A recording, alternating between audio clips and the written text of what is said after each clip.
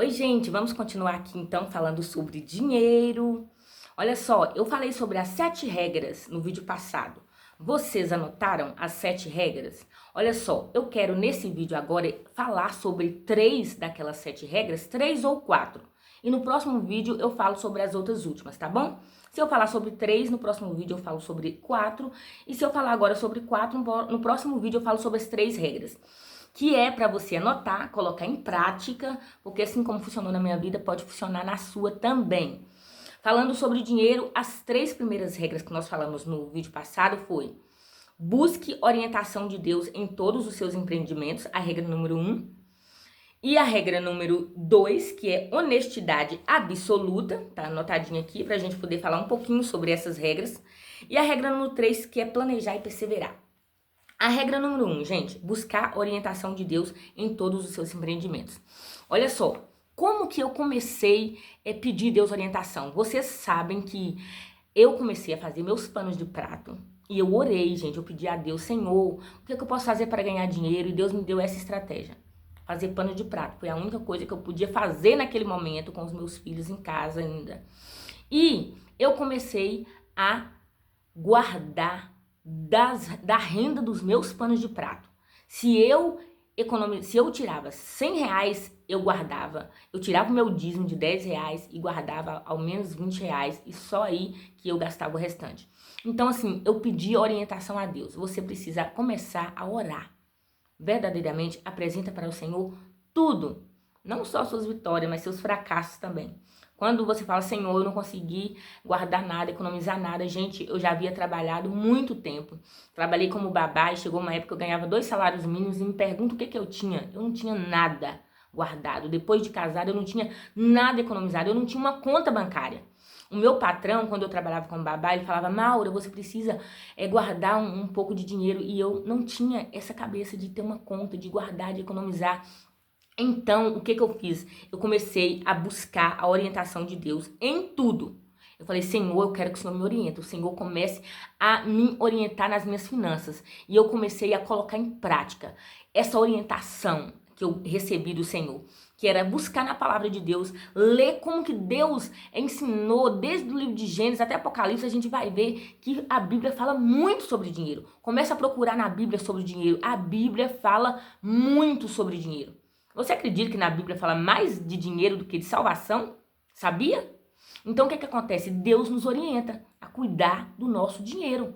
O dinheiro pode ser uma bênção, pode ser um bom servo, mas se você não souber cuidar do seu dinheiro, você vai passar apertos, muitos apertos. E como eu disse, gente, o importante não é quanto você ganha, é como você trata, é o valor que você dá a esse dinheiro. Então, eu comecei a buscar do Senhor a orientação. Você precisa levar a Deus em oração a sua situação financeira.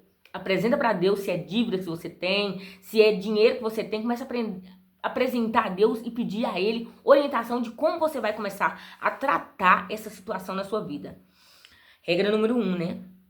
Oração. Fale com Deus. A regra número 2, gente, fala de honestidade absoluta. Gente, eu já vi tantas pessoas mentindo. E eu, graças a Deus, nunca menti para conseguir nada. Mas às vezes a gente mente em coisas pequenas e o Senhor vai cobrar isso da gente. Tipo, você não conseguiu trabalhar hoje porque você estava muito cansado, ou até, não sei. Aí você fala: hoje eu não consegui porque eu estava doente. Gente, Deus não agrada disso. E quando a gente é jovem, eu falo de mim, gente. Eu falo de mim, sabe? Graças a Deus se você nunca contou uma mentira. Louvado seja o nome do Senhor na sua vida. E é isso que o Senhor quer mesmo. Porque a mentira, ela pertence ao diabo. O diabo é o pai da mentira. E quando nós mentimos, nós perdemos as bênçãos do Senhor. Quando nós inventamos uma dor de cabeça que não temos, entendeu? Quando inventamos um atestado médico que não tinha, sabe? Quando você chega atrasado e inventa uma desculpa. Quando você consegue um benefício do governo mentindo. Tudo isso atrasa as bênçãos, sabe? Quando alguém vai lá e... eu tô precisando disso. Gente, qualquer mentira afasta as bênçãos do Senhor da nossa vida. E você tem que perceber se você tem esse hábito. Você tem que começar a mudar isso. Eu tinha falado sobre Ezequiel lá, 33:19, né? Se o mal renunciar à sua malícia para praticar o bem, e se tornar honesto, ele viverá por essa razão. Nós precisamos mudar a prática de qualquer falta de honestidade que estiver na sua vida. Qualquer. Se você usa uma caneta lá no seu trabalho e leva ela para casa, isso aí tá sendo desonesto. E aí o Senhor vai mostrando isso pra gente em pequenas coisas. Pequenas coisas. Teve muita coisa que eu tive que mudar na minha vida. E você tem que fazer essa análise. Tem alguma coisa aí que você tá sendo desonesto? Às vezes no próprio tempo de trabalho, que você tá lá descansando no horário de trabalho. Entendeu? Você tá lá, ao invés de estar trabalhando, tá fingindo que tá trabalhando e não tá trabalhando nada. Deus tá vendo isso também, sabe? E vai acabar cobrando de você. E aí o Senhor foi mudando isso em mim. Então essa regra número 2 aí é honestidade absoluta. Para que você seja abençoado nas suas finanças, você vai ter que observar no que você está sendo desonesto e começar a ter essa honestidade absoluta para que as suas finanças sejam abençoadas. E é muita coisa que envolve isso, gente. É cada um fazendo essa análise. A regra número 3, planejar e perseverar, é aquilo que eu havia dito, gente. Primeiro, nós temos que ter um planejamento. Você precisa planejar. Se você recebe aí um salário mínimo, você precisa planejar. Exemplo, pagar a si mesmo. Se você tira o seu dízimo e depois faz os seus gastos e paga as suas contas, coloca agora uma outra regra aí, que é planejar e perseverar. Coloca no seu planejamento pagar você. Pagar você é se você paga a conta da água, a conta de luz, se você paga a compra lá do supermercado, você paga roupas, comece a pagar você. É você tirar um valor, pode ser R$50, pode ser R$100 ou até mais. Mas falar, esse dinheiro eu tô me pagando. E você coloca ele no banco. Abre uma conta bancária, abre uma conta poupança, se você não tiver, faz isso, mas você vai se pagar. E você não vai mexer nesse dinheiro, você tá pagando pra você. E você vai colocar lá R$50 ou R$100. Como eu disse, eu comecei a economizar R$10. Depois eu aumentei para 20 e depois pude aumentar para 50. Isso foi aumentando pouco a pouco. Depois eu cheguei a guardar 100 e depois até R$250. Teve uma época que eu pude guardar esse valor, R$250.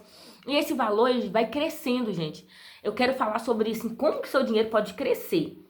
Mas aqui, ó, sobre planejar e perseverar, você tem que fazer um plano e você tem que cumprir esse plano. Você não pode deixar de cumprir. Não, peraí, eu vou me pagar e acabou. Você vai receber e vai colocar lá no banco, na conta sua, sei lá, 50, 100. Você tem que fazer isso. Se você não tiver um planejamento e se você não perseverar nesse planejamento, eu sinto muito, não vai mudar a sua situação financeira.